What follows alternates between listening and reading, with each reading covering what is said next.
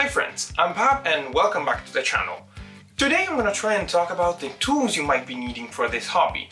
I want to make this a beginner-friendly list, so I'm gonna try and talk about the tools that are essential to get started with this hobby.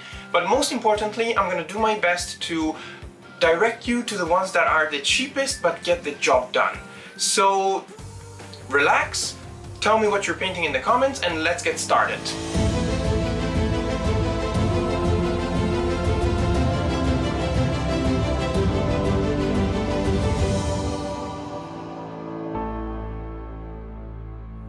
Before we begin, just a heads up. I'm using some tools that might look a little bit ruined. It's because they have been with me for like a couple of years now. So I'm asking you not to judge their looks, but focus on the examples I'm gonna make using them. So yeah, I hope you enjoy this video. I went to an art high school, so although my main course wasn't like painting and stuff like that, I did photography. I did learn some things about, brushes and stuff like that. I mean, it was an art school after all. But when I got into this hobby, I did my best to put to use my knowledge, and I tried not to pay too much for brushes because you can find very good brushes even at cheap prices. So let me show you what I have. So I got this whole kit with various sizes for like €8, and I'm actually still using some of them today. Although it depends a lot on how you treat them, cleaning them well after painting and not leaving them in water for too long can help to keep them going for quite a while. What I also like about these brushes is that they are very soft and all have a perfect thin point, which can be very useful for small details regardless of the size you'll use.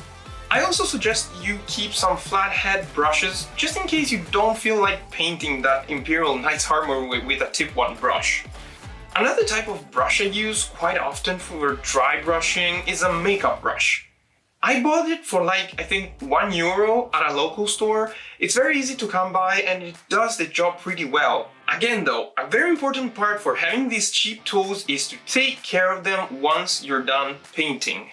There are multiple ways you can take care of your brushes, but I'm gonna link a video in the description that helped me when I started this hobby, so I hope it helps you too. As for wet palettes, you're gonna find so many around the web or even in hobby shops.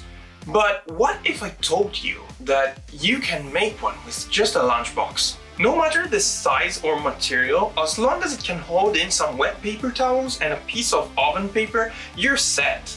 You've made yourself a wet palette without spending any money. As to where to keep the water, Games Workshop sells these very cool cups with like sort of texture on its side, so you can sort of dry out or clean your brushes. And I've tried it a couple of times. I think it's kind of cool if you want to buy it. It gets the job done. But if you don't have the money for it, a kitchen glass will do very fine. Just make sure you use one that nobody is using in the house. And maybe try and always use that one. You can clean it, you can, you can keep it dirty. At some point, the color inside is gonna get dry, so it's not gonna bother any of your paints. So, kitchen glass, really simple, no money spent on it. It works. Now we get to the tools that you actually need for building and kit bashing your minis. First off, glues. I still use Citadel plastic glue because I think it's the best one out there for Games Workshop models.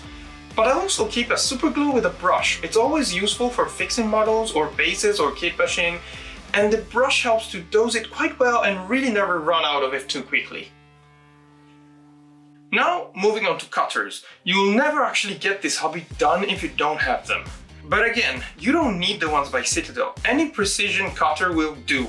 I think you can find some even around €5 on the internet or at local hobby stores, so go with those as long as they are small and precise. Now we get to drills. Very useful for digging out gun barrels, but when paired with some paper clips and a cork stopper, you can use it to hold in place minis when priming and painting them.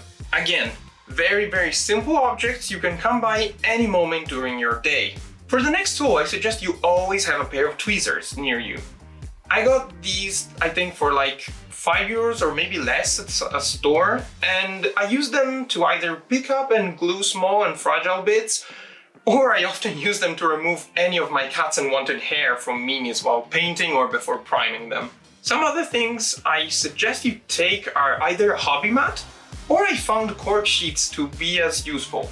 Only downside is that they're not as rigid as normal hobby mats, but you'll protect your desk from unwanted scratches or color spills.